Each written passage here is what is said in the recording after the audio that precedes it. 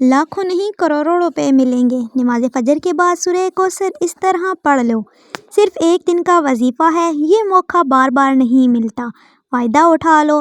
بسم اللہ الرحمن الرحیم۔ محترم ناظرین، فجر کی نماز پڑھنے کے بعد سورہ کوثر کا یہ وظیفہ کر لو، دروازہ کھٹکھٹا کر لوگ پیسے دے جائیں گے۔ یقین نہیں آتا تو بے شک آزما لو۔ آج ایسا مجرب اور غیبی وظیفہ آپ تمام ناظرین کی خدمت میں پیش کروں گی۔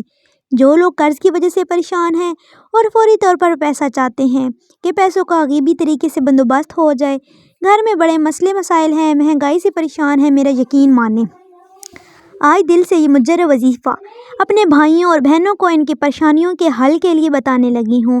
رزق اور دولت کا یہ مجرب وظیفہ ہے، جس ترتیب سے بتاؤں گی آپ نے اس ترتیب سے کرنا ہے، اپنی طرف سے تھوڑی بھی آپ کو کمی بیشی نہیں کرنی، ورنہ آپ کا جو وظیفہ ہے اس کے جو اثرات ہیں وہ آپ کو نظر نہیں آئیں گے، الٹا آپ لوگ اپنا وقت ضائع کریں گے۔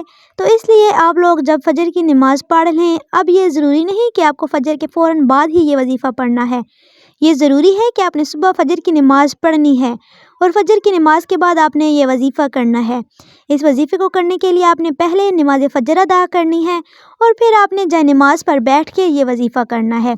آپ لوگ یہ ویڈیو دیکھیں، کسی بھی وقت ویڈیو دیکھیں، یہ نہیں کہ آپ لوگ آج ویڈیو دیکھ رہے ہیں تو آج ہی یہ عمل کرنا ہے۔ کسی بھی وقت، کسی بھی دن جب آپ فجر کی نماز ادا کر لیں، سکون سے آپ یہ وظیفہ پڑھ لیں۔ گھر میں پڑھ سکتے ہیں، جہاں کہیں موجود ہو، آپ مسجد میں ہیں، آپ گھر میں ہیں یا باہر فجر کی نماز ادا کر رہے ہیں، کسی بہن بھائی کے پاس فجر کی نماز ادا کر رہے ہیں، اگر آپ کا وہاں دل چاہتا ہے تو وہاں پر بھی یہ وظیفہ کر سکتے ہیں۔ یہ اتنا آسان اور اتنا مجرب وظیفہ ہے کہ آپ لوگ مسجد میں بھی پڑھ لیں۔ آپ کو گھنٹوں بیٹھ کر یہ وظیفہ نہیں پڑھنا، بلکہ کچھ منٹ لگیں گے۔ یہ وظیفہ پڑھتے ہی آپ لوگ معجزات کو اپنی آنکھوں کے سامنے انشاءاللہ دیکھیں گے۔ لیکن ایک میری بات آپ لوگ بڑی توجہ سے سمجھ لیں کہ آپ لوگوں کی جو شکایت ہے نا کہ ہم جو بھی وظیفہ پڑھتے ہیں وہ وظیفہ اثر نہیں کرتا، آج میں آپ کو بہت ہی خاص بات بتانے لگی ہوں کہ آپ کا وظیفہ اثر کیوں نہیں کرتا۔ کچھ بھائی بہن کہتے ہیں کہ ہے نا ہم نماز چھوڑتے ہیں، کوئی وظیفہ ایسا نہیں کہ ہم نہ پڑھتے ہوں، ہر وقت کی نماز کے بعد وظیفہ پڑھتے ہیں، صبح بھی وظیفہ، شام کو بھی وظیفہ۔ تو آپ لوگوں کی سب سے بڑی غلطی یہی ہے، آپ لوگ ایک دن میں ایک سے زیادہ وظائف ہرگز نہ پڑھیں۔ بھلے آپ نوٹ کر لیں، ایک دن کا کوئی عمل ہے، ایک دن کا کوئی وظیفہ ہے، ایک دن کا ہی کوئی وظیفہ ہو، لیکن آپ تمام دوست ایک دن سے زیادہ ایک حاجت کے لیے جو وظیفہ آپ کو بتایا گیا ہے، روزانہ ایک وظیفہ پڑھیں۔ کسی بھی حاجت کے لیے ہو، کسی اور حاجت کے لیے آپ دوسرا کوئی وظیفہ پڑھ سکتے ہیں، لیکن آپ لوگ ایک دن میں ایک حاجت کے لیے بے شمار وظائف ہرگز نہ پڑھیں۔ آپ لوگ کیا غلطی کر جاتے ہیں کہ کسی ایک حاجت کے لیے بہت سارے وظیفے ایک ساتھ پڑھ لیتے ہیں۔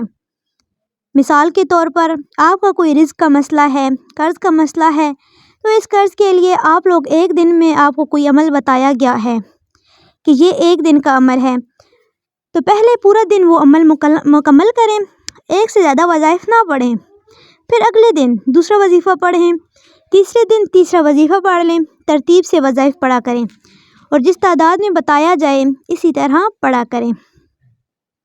وقت کی نزاکت کو مد نظر رکھتے ہوئے آئیے آج اس عمل کی طرف چلتے ہیں، لیکن اس سے پہلے آپ اگر میرے چینل پر نئے ہیں اور آپ نے ابھی تک اس چینل کو سبسکرائب نہیں کیا تو پلیز اس چینل کو بھی سبسکرائب کر لیں، کیونکہ ایسے بہت سے وظائف، بہت سے اعمال آپ کے حوالے ڈیلی بیسس پر کرتی رہوں گی۔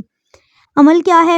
جیسا کہ میں نے بتایا ہے کہ فجر کی نماز سکون سے ادا کر لیں، پھر اس کے بعد جیسے ہی سلام پھیر لیں، چاہے تو اسی وقت کر لیں یا تھوڑی دیر بعد کر لیں، لیکن بہتر ہے کہ آپ اسی وقت سکون سے یہ عمل کر لیں۔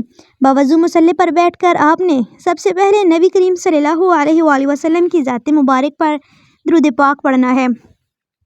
درود پاک آپ کوئی سا بھی پڑھ سکتے ہیں، صلی اللہ علیہ محمد پڑھ لیں یا صلی اللہ علیہ وآلہ وسلم پڑھ لیں، یا آپ نماز والا درود ابراہیمی پڑھ لیں تو سب سے بہتر ہے۔ ایک بار ثواب کی نیت سے درود پاک میرے ساتھ بھی پڑھیے گا۔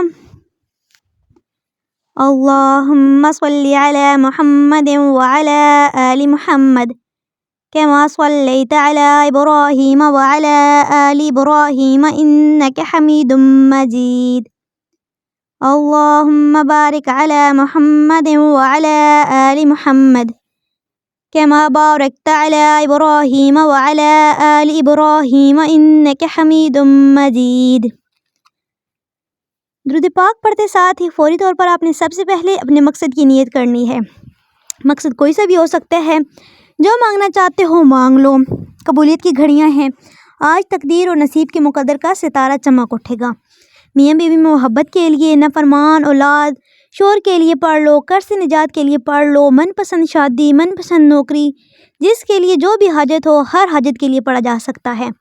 جو خواہش ہے آج مانگ لینا۔ اگر آپ کو لگتا ہے کہ آپ کو کوئی حاجت ناممکن ہے، آپ کو لگتا ہے کہ یہ کسی صورت بھی پوری ہو نہیں سکتی، تو آپ نے صرف اپنے مقصد کی نیت کرنی ہے۔ اپنے مقصد کی نیت کرتے ہی ساتھ ہی فوری طور پر آپ نے ایک بار اعوذ باللہ من الشیطان الرجیم بسم اللہ الرحمن الرحیم پڑھ کر وظیفے کا آغاز کرنا ہے۔ پھر فوری طور پر آپ نے اپنی آنکھوں کو بند کر لینا ہے اور پوری توجہ اور دھیان کے ساتھ اپنے مقصد کو ذہن میں رکھتے ہوئے پہلے نمبر پر آپ نے لا الہ الا اللہ محمد رسول اللہ پہلا کلمہ آپ نے پڑھنا ہے۔ جب آپ لوگ ایک بار پہلا کلمہ پڑھ لیں، پہلا کلمہ پڑھنے کے فوراً بعد ہی آپ نے سورہ کوثر کا بڑا ہی مجرب وظیفہ ہے، آپ نے سورہ کوثر پڑھنی ہے۔ سورہ کوثر جن لوگوں کو نہیں پتہ وہ سماعت فرما لیں۔ بسم اللہ الرحمن الرحیم انا اعطیناک الکوثر فصل لربک وانحر ان شانئک هو الابتر۔ سورہ کوثر آپ ہاتھ کی انگلیوں پر پڑھ لیں یا تسبیح کے دانوں پر پڑھ لیں۔ سورہ کوثر کو صرف اور صرف 21 بار پڑھنا ہے۔ 21 مرتبہ جب سورہ کوثر پڑھ لیں، اب میں آپ کو ایک اسم بتاؤں گی، اس کے فوراً بعد آپ کو یہ اسم پڑھنا ہے۔ کتنی بار پڑھنا ہے توجہ کیجیے گا۔ یہ اسم یا باسطو جو کہ صرف ایک مرتبہ آپ کو پڑھنا ہے۔ اس کے بعد فوراً سے آپ لوگوں کو دوبارہ سے 21 مرتبہ سورہ کوثر پڑھنی ہے۔ جب 21 بار دوبارہ آپ سورہ کوثر پڑھ لیں تو اس کے بعد آپ لوگوں کو آخر میں سبحان اللہ و بحمدہ سبحان اللہ العظیم پڑھنا ہے۔ یہ کیسے پڑھنا ہے توجہ کیجیے گا۔ سبحان اللہ و بحمدہ سبحان اللہ العظیم، یہ میں نے ایک بار پڑھا، دوسری بار پھر پڑھیں گے سبحان اللہ و بحمدہ سبحان اللہ العظیم۔ اسی طرح سے آپ نے پڑھتے جانا ہے۔ یہ آپ نے 21 بار پڑھنا ہے۔ تسبیح کے دانوں پر پڑھ لیں یا ہاتھ کی انگلیوں پر پڑھ لیں۔ آپ یہ اعمال بتائے گئے طریقے سے پڑھنے کے بعد آخر میں وہی درود پاک پڑھ لیں جو آپ نے عمل کے شروع میں پڑھا تھا، اور اس کے بعد آپ کا یہ وظیفہ، یہ عمل ہو چکا ہے مکمل۔ درود پاک پڑھنے کے بعد اپنے ہاتھوں کو جس طرح دعا کے لیے اٹھاتے ہیں اس طرح اٹھا لیجئے، اور پھر اپنے دونوں ہاتھ پر پھونک مار دیجئے گا، دم کر لیں، یعنی دونوں ہاتھوں پر پھونک مار کے اپنے چہرے پر پھیر لیں، اور اس کے بعد ہاتھ اٹھا کے اللہ تعالیٰ سے دعا مانگ لیجئے۔ جو آپ کی حاجتیں ہیں، 10 حاجتیں ہیں، 100 حاجتیں ہیں، ان کے لیے اللہ تعالیٰ سے دعا مانگ لیجئے گا۔ محترم ناظرین، دعا ایسی عظیم عبادت ہے کہ ہمارا اللہ ہمارے دل کی سرگوشی کو بھی سن لیتا ہے۔ سبحان اللہ، عبادت کی تڑپ کو قبول فرماتا ہے۔ اس کے لیے الگ سے وقت بھی نہیں نکالنا پڑتا۔ یہ عبادت کچن ہو یا بچوں کے معاملات، شوہر کا انتظار ہو یا مہمان نوازی، آپ اللہ سے مخاطب ہوتے ہیں اور اللہ آپ سے بات کرتا ہے، آپ کے سوالوں کا جواب دیتا ہے۔ اللہ تعالیٰ فرماتا ہے، اور تمہارے رب نے فرمایا مجھ سے دعا کرو میں تمہاری دعا قبول کروں گا۔ بے شک وہ جو میری عبادت سے تکبر کرتے ہیں ان قریب ذلیل ہو کر جہنم میں جائیں گے۔ عموماً مانگنے والے لوگ اچھے نہیں لگتے، مگر اللہ کا تو الگ ہی معاملہ ہے جو اسے مانگنے والے پسند ہیں، حتیٰ کہ چھوٹی سے چھوٹی ضرورت کے لیے بھی اللہ تعالیٰ کو پسند ہے کہ اس کا بندہ اس سے مانگے۔ اللہ پاک آپ کو سننا اور میرا سنانا اپنی بارگاہ الہی میں قبول و منظور فرمائے، آمین۔ اپنے رزق میں برکت اور وسعت کے لیے اللہ تعالیٰ کے 99 ناموں میں سے ایک نام کمنٹ سیکشن میں ضرور لکھیں۔ اللہ تعالیٰ ہم سب کا حامی و ناصر ہو، آمین۔ السلام علیکم ورحمۃ اللہ وبرکاتہ۔